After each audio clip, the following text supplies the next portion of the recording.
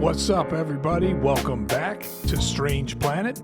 And it seems that almost every week now, there's a new Republican that's either facing some kind of corruption charges or rape charges or some kind of sexual harassment case. I believe a couple of weeks ago was Trump, and I'm sure there's plenty more waiting for him. But this week, we have new news, and it's about former New York City mayor and also former Trump lawyer, Rudy Giuliani. I believe one of his former aides, her name is Noelle Dunphy, filed sexual assault and harassment charges in a $10 million lawsuit, in which she also claims to have recordings of the abuse. And if that isn't enough for you, he's also being accused of selling Trump pardons for, I believe, $2 million apiece. Guess all the corruption and lies do have the tendency to creep back up and bite you in the ass.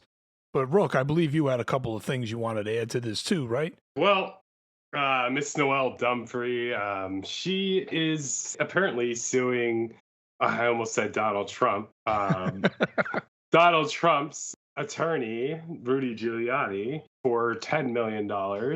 And it's for sexual abuse allegations that took place not, 20 or 10 years ago, but in 2019 and perhaps 2020. So this is very, very recent. It's fresh accusations. And apparently there's evidence that she has at her disposal to back it up.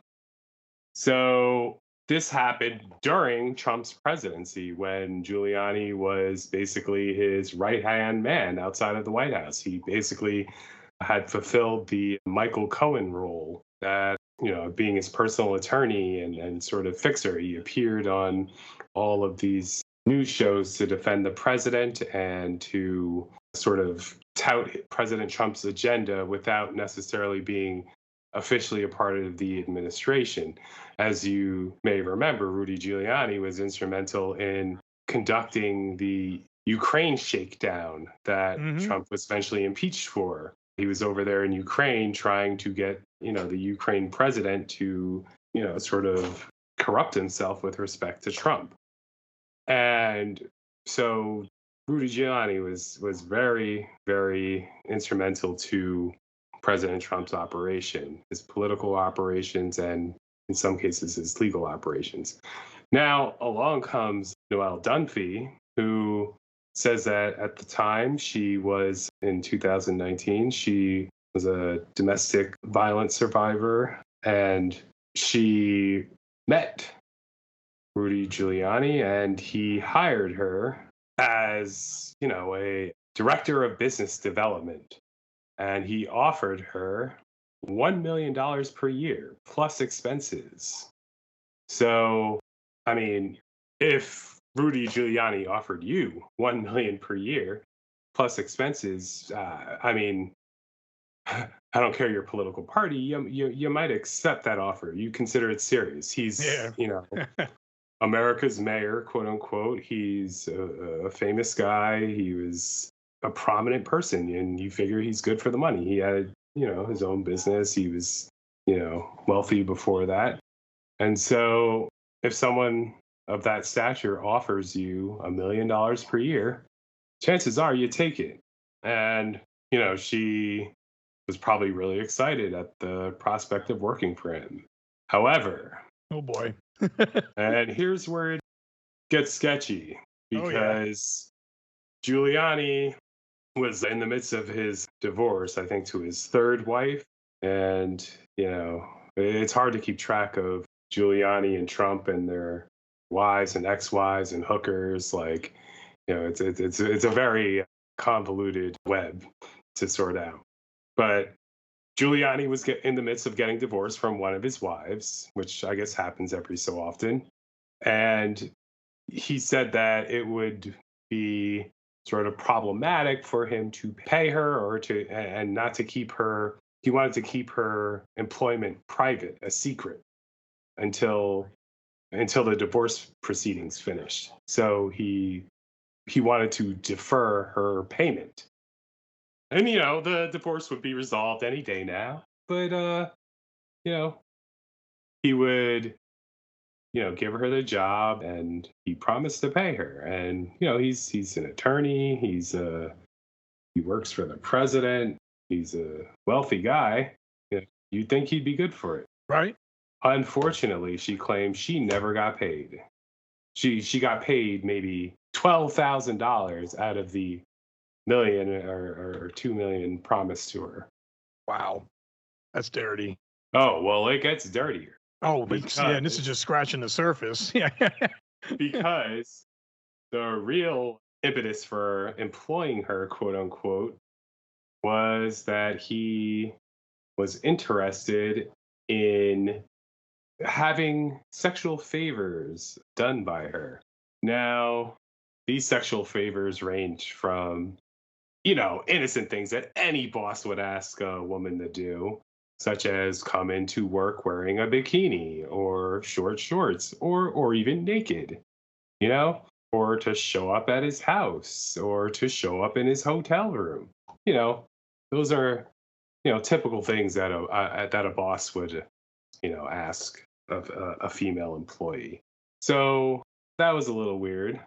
But where it gets really problematic is the allegations about forcing her to perform oral sex on him. She said the first time it happened in, was it a hotel room? And, basically she was taking a shower in her suite, and Rudy Giuliani, unbeknownst to her, had to let himself in her hotel room. And she comes out of the shower to see that there's Rudy laying on the bed with his hand in his pants, Borat style, just waiting for her. Now, what kind of sick fuck is that? Like, we caught him red-handed in Borat, but apparently that was so close to the truth, Pretty much.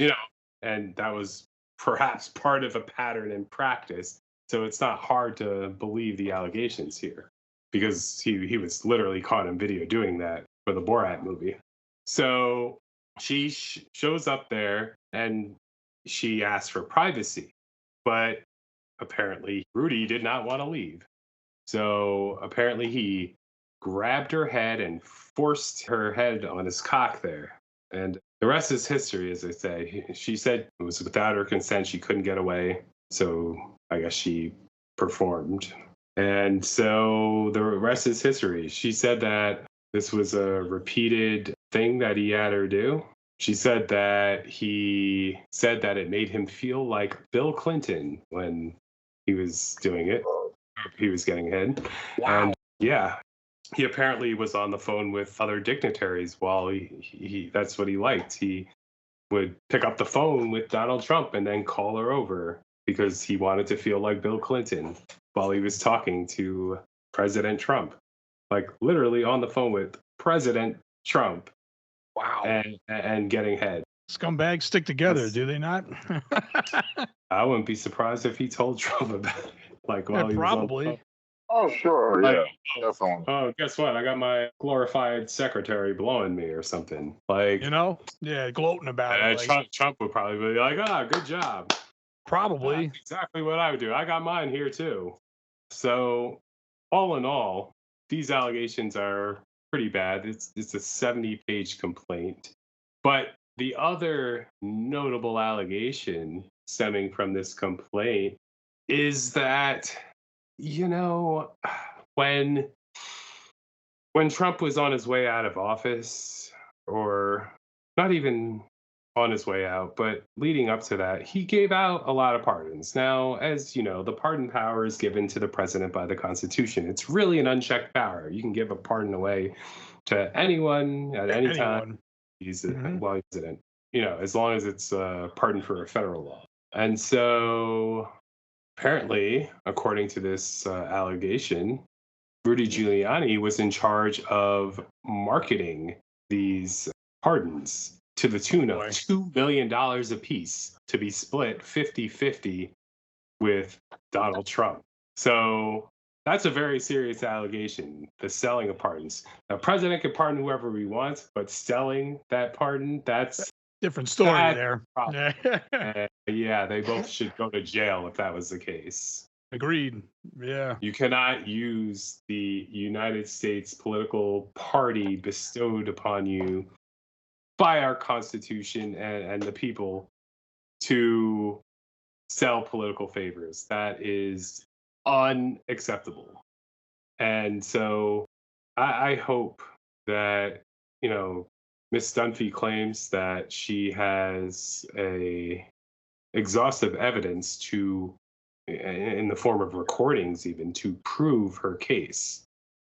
And so I really hope that if these accusations are true, that she will prove her case and see it all the way through to the end, because a lot of times these cases like this settle out of court and they pay to make it go away. But these allegations are so serious that I think they need to be addressed by not only, getting these facts out for the public and the evidence in terms of the recordings out to the public that has an interest in knowing whether their president colluded with his lawyer to sell pardons, Mm-hmm. but also for authorities that may be interested in prosecuting Mr. Giuliani and Mr. Trump for these allegations. And if I'm not mistaken, to add more fuel to the fire, didn't he also hire her for like to make sure he doesn't drink too much, and then in turn also liquored her up a little bit, and that's how he was able to Yes, do yes. these things? So he apparently the first time her first day of work or something like that, he tried to get her to drink scotch and she refused, but then he started giving her wine. So multiple glasses of wine in, that's when Rudy would make his move, when she was too drunk to consent. And, later on, I think he had her drinking scotch or whatever. And Rudy Giuliani himself was drunk, but that's another story that we can get into. This is like the pinnacle of scumbag right now. Like, and the more you look into it, the more disgusting it actually gets too. That's the crazy part. But as far as those recordings, I kind of feel like that needs to come out. I mean, he's going to probably do everything humanly possible to try to stop that from happening. But I really think that those need to surface, and then we'll not only get a better understanding of everything, we might get all of our questions answered. And like you said, these two could be in a real heap of shit, especially when it comes to selling pardons and stuff. Like that's really bad. And we've never really seen anything to this extent in recent politics too much either. You know what I mean? This is like, I guess they thought no one would know, but yeah, truth always makes it to the surface one way or another. So it turns out that one of Miss Dunphy's main jobs, because, she, I guess, wasn't really running much business. She was supposed to be a director of business development, but really she was in charge of other activities. One of the things that she became responsible for was Rudy Giuliani's drinking habit or problem, as she claims. So we all saw how weird Rudy Giuliani was acting. He would show up and just be all incoherent and not the Rudy Giuliani, the sharp prosecutor that we knew, back in New York, or the mayor. Right. No, he was just a very sloppy person. And it turns out, according to Miss Dunphy, that he had a very heavy drinking problem. He would drink scotch all the time and he would be constantly drunk. And one of her main tasks came to be that she would monitor his drinking and make sure that he was put together when he made public appearances. And actually, if any of you remember, the time when he appeared, I think it was at a press conference, and everyone was curious as to why there was like a stream of black goo pouring down his forehead. She actually says that was one of the few times when she wasn't with him, monitoring his drinking and cleaning up after his mess. And that was actually hair dye that was leaking down his face. I thought it was And, Hershey's. No. and and there were other, instances where he was wearing too much makeup or tanning solution or whatever. Like, he was a mess if, she didn't clean up after him. Like a baby. So this reveals a whole side of Rudy Giuliani that makes sense now in the context of us observing how he's acted over these past few years. Everyone says, oh, this is not the Rudy we knew. And, it makes sense now. Oh, it definitely does. Well, I've also read that apparently while he was like inebriated and drunk, he would apparently go on alcohol-drenched rants, which included sexist, racist, and anti-Semitic remarks, which apparently is part of what was recorded that she might even have. So that's also something else there. Or as Trump likes to call it, light dinner conversation. Yeah, right? It's unbelievable. It really is. On a personal note, I'm holding in my hand a book that I found.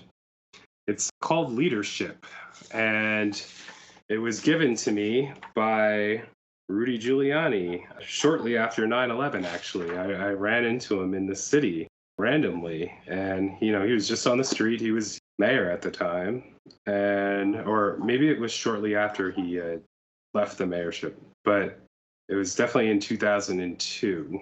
And, at that time, he was at the peak of his influence and and the amount of respect people had for him. I loved, like, the fact that, he gave me this book and autographed it. Like, that, he was America's mayor. Like, he got New York to stand up and to come together after a gigantic terrorist attack that affected us all in ways that we never had been. And, his leadership during that time was truly something special. And he squandered that legacy by his divergence and his downfall into the madness that we have seen during his run for president, and now it's divulged into his rabid and incoherent support for Trump and this abhorrent behavior. Well, see, here's the thing, too. Even though he was very well respected then, and, he did a fairly decent job cleaning up New York, I guess, for a little bit back then. But now one may think this could have been happening the whole time. Think about it. It's possible. I mean, of course, you don't know that. But now it changes your whole perspective on who he really is. You know what I mean? Because now in recent years, we've seen what a total scumbag this guy really is by his actions and by his words. But you look back then, and it almost looks like two entirely different people. You know what I mean? But is it really? The whole thing is very strange.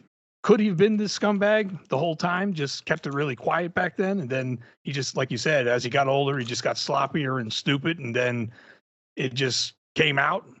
Whereas he covered it up better, then maybe, of course, this is all theoretical for that. But at the same time, it just shows you where, like, the trust goes. Like, this guy may have never, been all what he's hyped up to be. This could be really him the whole time. You know what I mean? Yeah, that is certainly true.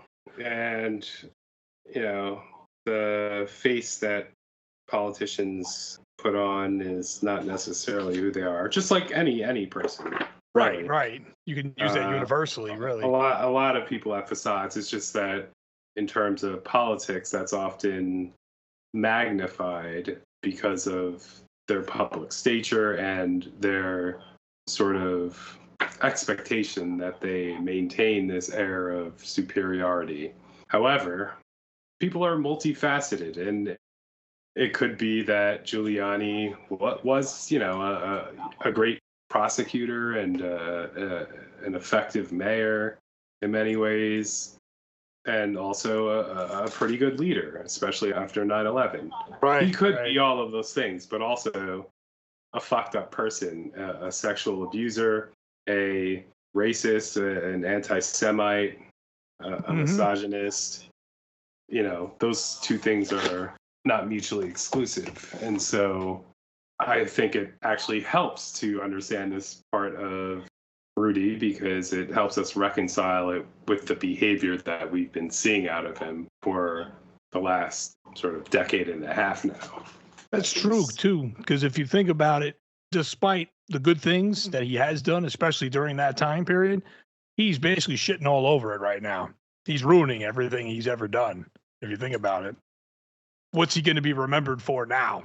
You know what I mean? Like, he fucked his whole career up for the most part, and we're not going to, as more information on this comes out, we will obviously keep you updated on it and stuff, but it's pretty crippling. And then the fact that Trump is loosely involved, and you know what I mean, it really shows you, like I said before, scumbags stick together. It's really the best way to word it.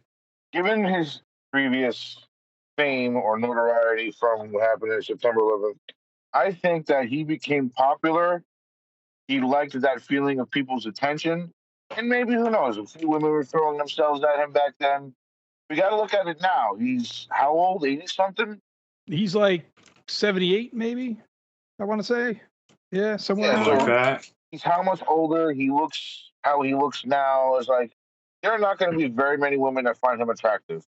Anything, he's going to have to pay. Like you were saying, he's already, he's 3 failed marriages already, too, I think? He's probably been a sexual deviant this whole time. But, like, having that peak of, just notoriety and what comes with that, he probably thought, now I can do whatever I want. And also, I'm the right-hand man of, President Trump, so I can do whatever the hell I want. Yeah, pretty much. Well, he even looks at him and he does whatever he wants, so he figures, fuck it, I'm going to do the same thing. Yeah, well, when you get desperate, like he probably was, you do some things. Not to say that it's right, it's definitely wrong, but I could see how he fell down the ladder to that point and made that bad decision. He was making bad decisions left and right anyway, so. Oh, yeah. We know what it was, like you were saying, I think it was last week's episode, money makes this country go around, and that's what also probably let this happen, especially with the pardoning concept and stuff. Like, that's another whole story, but what we're going to find out probably more as this develops in due time, but it's a pretty fucked up situation, that's for certain. Oh, I mean, given everything else that's going on, I have a feeling. I thought I also heard that she knows more than just things like that. Like he used to boast about certain things and about like the things that was going to happen at January 6th and stuff like that. So I don't know. I think we're going to hear more from this woman coming in the future. That's true, because we just know what we've told you so far about this, and we will definitely keep you updated as it continues. It's getting uglier, and I can't see it getting any cleaner as this develops. But I do have a hypothetical for you. I mean, hopefully it does happen, but say she does leak the recordings and as her evidence, and it's as dark, if not darker, as we assume. What would be next, do you think?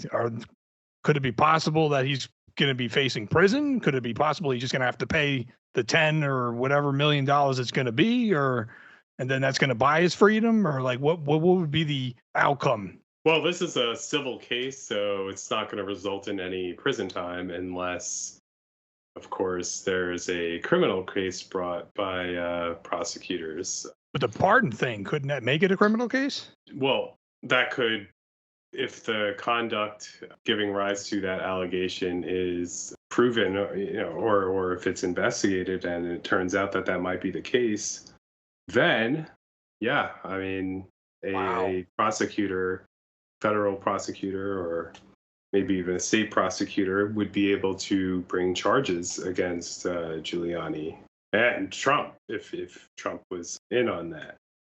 Now, of course, Trump will throw Giuliani under the bus in a second. I have no doubt about that. 100%. I didn't know about Rudy, shame on you. Right? Rudy. But, like Shaggy, it wasn't me. Yeah, I wouldn't put it past Trump, at this point. So I guess in the reality of where we stand now, this is very fresh and it's very new and it's very dark. So it's way too soon to see or say where this is going to go, but once more information is out, and if it gets to that point where those recordings even surface, then I think we're going to get a better understanding on how this is really all going to, end up. Look, let me ask you this question. Would you agree with the statement that America does not have a name? Oh, you're talking about Technically that. not a country. Yeah. Wait, what? I'm saying that the United States of America is technically not a country. Doesn't have a name, and it's not like Spain. It's a collection of states coming together to form one nation. I would Like the United disagree States with of America, that. I look. Go on. Well, I Go look at on. it as like Finish the your United thought. States of America is more of a title than it is the name of a country. You know what I mean? I mean, I can see why you'd say that, but because like if you look at like South America, it's composed North America is composed of all the states within the same country, but South America doesn't run like that really. You know what I mean? So I guess by calling South America as a continent, it's composed of different countries within, just like even Africa in a sense. But North America, for the most part, I mean, I guess technically, isn't Mexico and Canada considered part of North America? And there's others too. Top right. Right. So we're throwing a lot of terms around here. So continent and continent is just like it's not really even a governmental sort of jurisdiction in terms of governance. Like continent is just like a designation. It's really arbitrary because you have a continent like Australia, which is just a single country and an island. And then you have continents like North America, which consists of United States, Canada, and Mexico. And it's a very arbitrary designation. Country is definitely a more defined term. Now, there are countries that are quote unquote countries, but they're not recognized as such by some people or others. Like, for instance, Taiwan. Taiwan is not really, I guess, a country, but it is kind of like the United States sort of plays this game where it doesn't officially recognize Taiwan, but it pledges to defend it. And so China considers Taiwan part of China, and I guess always threatens to recapture it or to bring it back into its circle. But when you're talking about the name of a country, the United States, when it was founded, originally a confederation. It was basically the 13 colonies that popped up and agreed to band together to form a union after the Revolutionary War. And they called themselves the Confederate States of America after the explorer Amerigo Vespucci, who actually discovered America, or at least was the first to discover America from Europe. Columbus never made it to American soil. I was just going to bring that up. You beat me to it. But, he was in the Caribbean, but never made it to the United States. And so we called this collection of states, I mean, when you think about any country, all a country is a collection of territories. And so how you designate them, whether they're called territories or provinces or whatever, cities, states, whatever you call them, that's kind of arbitrary. They're just collections of geographic areas organized by government. And the collection of geographic locations organized by government that we call the United States of America, that's the name for our collection of states. And so after the Articles of Confederation were done away with, we reorganized under the Constitution and called our country the United States of America. And that's what we refer to ourselves as, at the UN and elsewhere. and that's what we're recognized as. So, in terms of a name, I mean, it depends on My that. thought of it is it's a technicality. It's yes, the name of our country is the United States of America, but if you break down the name, it's really just a title of the country. We never came together as a collective of people, said, let's name this land blank. You know, because we're not really a collection of one people, we're a collection of many people. So even though when they originally, designed this with the Confederation of the United States and everything, it was just the 13 colonies, it wasn't their thought that we'd have people from all over the world as part of our country, but they opened the doors to make that possible. And so, as the country grew Well, and became what it is today, it still is just a conglomerate of people, which is, you'll hear foreigners say that America has no culture.